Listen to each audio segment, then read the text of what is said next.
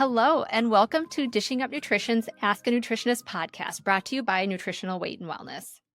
My name is Leah Kleinschrodt. I'm a registered and licensed dietitian, and we're thrilled to be celebrating 20 years of on-air discussing the connection between what you eat and how you feel while sharing practical, real-life solutions for healthier living through balanced nutrition. We thank all of you for your support and listenership over the years. And if you're enjoying this show, please let us know by leaving a rating or review on Apple Podcast or Spotify. Providing feedback also helps others find these important real food messages. Now, let's get started. So on today's show, I will be answering one question that we received from our Dishing Up Nutrition listeners. Now, this listener says, I'm interested in learning more about selenium. What are the benefits, and is it possible to be deficient? So this is a great question. Selenium doesn't get much airtime compared to a lot of our other vitamins and minerals like vitamin D or calcium or magnesium, but that certainly doesn't mean that it's not a critical nutrient for the body. So we're going to dig a little deeper into selenium.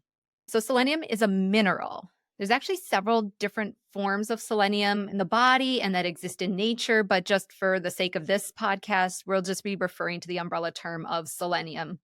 And selenium plays several different critical roles in the body. Primarily, the first one that comes to my mind is it is important for making our thyroid hormones. So it catalyzes some of the enzymes that are needed to make our thyroid hormones. Now, our thyroid gland is the organ in the body with the highest concentration of selenium, which really tells us something there. And our thyroid is responsible for many, many different things, including our metabolism, our bone maintenance, our brain function, our digestive health, our temperature regulation, and so many different things. So anything we can do to keep our thyroid running well is usually worth the effort. Selenium also is important for immune function. And one of the primary things it does in the immune system is it helps to fight off viral infections. So that's really important, thinking about the last 4 years. And it is also an important antioxidant. So selenium has been postulated to have some impact in reducing cancer risk. There's a lot of studies out there that are still looking at that, but it is definitely one area that's a hot topic of research. And then lastly, selenium also plays a role in DNA synthesis and repair, and it also has been found to impact fertility in both men and women. So we have this one little mineral that has its hands in a lot of different areas. And to me, actually, what's more amazing is that selenium is required in very little amounts in the body.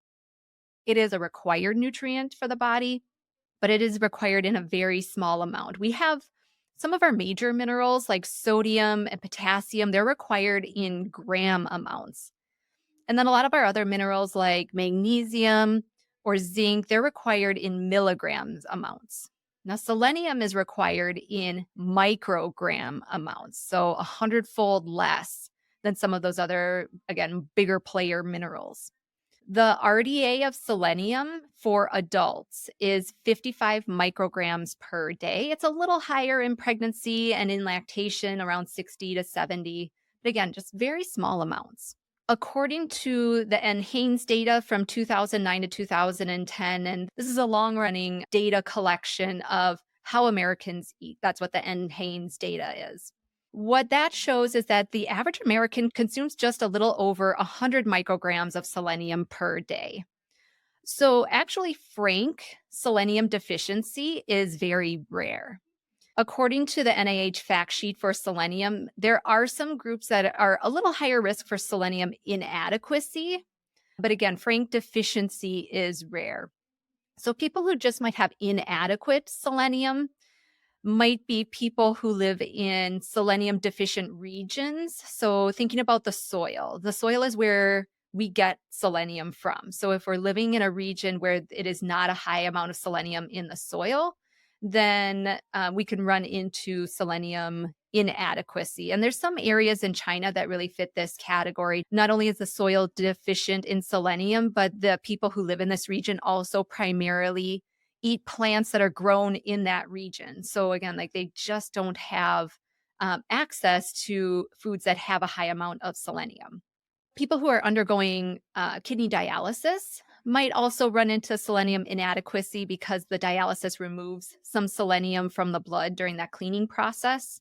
And people living with HIV could also, again, just run a little low in selenium. Um, HIV being a chronic viral infection, and that can result in selenium losses, just mainly from like chronic diarrhea and malabsorption. So if we think from that perspective also, so it's not limited potentially just to people with HIV. We see a lot of other conditions where we see chronic diarrhea or malabsorption, or that intestinal tract does not absorb things really well from the gut. So I think about celiac disease or inflammatory bowel disease, which is either Crohn's disease or ulcerative colitis. So again, even if selenium deficiency is rare, it's good to be aware that there are certain groups of people that still might not clear that bar of having adequate selenium. So I'm going to take a pause right here and we're going to take a quick break. When we return, I will be sharing more about how to get adequate selenium in the diet using a real food approach.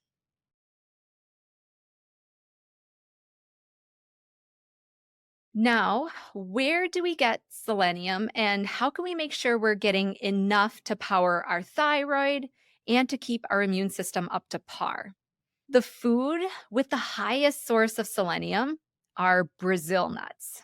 And so some of us may have heard of that before, but about an ounce of Brazil nuts, which is usually around 6 to 8 Brazil nuts, provides about 550 micrograms of selenium.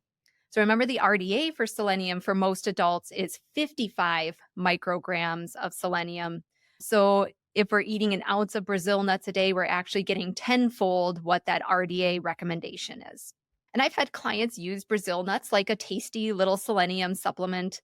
550 micrograms of selenium is quite a bit. So I'll have clients do 2 to 3 nuts per day, and that is their selenium supplement. It's a tasty way to add in some nutrition, and usually they use it as part of their balanced snack or might just tag on a little bit extra onto one of their meals during the day.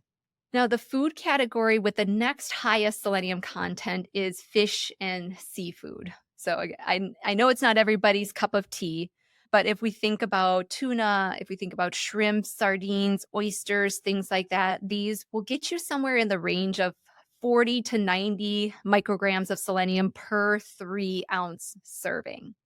So that's actually quite a bit lower. If you think about Brazil nuts, 1 ounce of Brazil nuts has about 550 micrograms of selenium in it, versus if you have to eat 3 ounces of shrimp to get maybe 60 or 70 micrograms of selenium in there.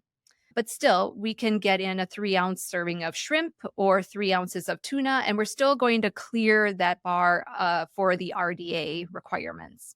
So if you like shrimp stir fry, or I have a lot of clients who love tuna salad and using a good quality mayo, of course, you're well on your way to meeting and even exceeding those selenium needs for a day.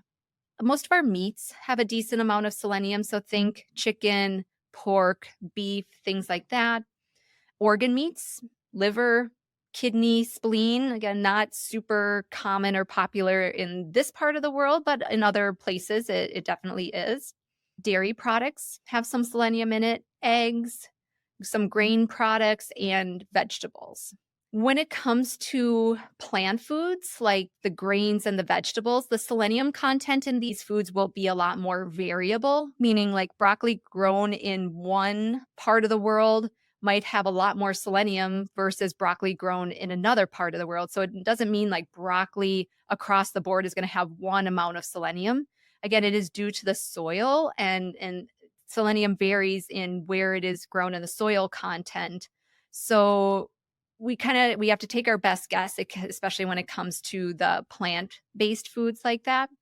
Animal products will have some variation, but overall they tend to have a little more consistency in their selenium levels, just because there's processes in the body that keep selenium levels in a tighter range. So we can predict a little bit better what those selenium levels are when it comes to animal products. So not that one is worse or better, but just know, again, when it comes to the plant foods, we have to kind of hedge our bets a little bit more. Now, you can get too much selenium.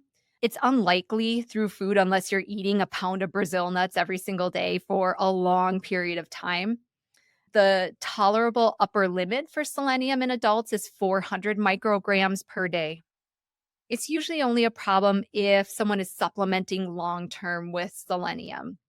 And again, even if you had a day where maybe one day you had 600 micrograms of selenium, you're not going to get thrown into toxicity right then and there. It is more of a like really overdoing it on selenium over the long term that might push you more into that range of selenium toxicity. If you choose to supplement with selenium, either for some thyroid support or for a little bit extra immune support, again, you can go back and eat a few Brazil nuts every single day, or most likely supplementing with 100 to 200 micrograms of selenium per day is a safe range that won't throw anything overboard. So that is selenium in a nutshell. I hope this information was helpful. And I want to thank you again so much for listening to Dishing Up Nutrition's Ask a Nutritionist. And if you found this episode helpful, please be sure to leave us a rating or review on your favorite podcast app. And if you have a nutrition question you would like us to answer, we have two options for you. You can go on Facebook and join our private Dishing Up Nutrition Facebook community by just searching Dishing Up Nutrition on Facebook in the little bar. Or you can give us a call. You can call us at 952 641 5233 to leave your question in our Dishing Up Nutrition voicemail box. So please don't be shy. If you have a question, let us know, and we look forward to hearing from you.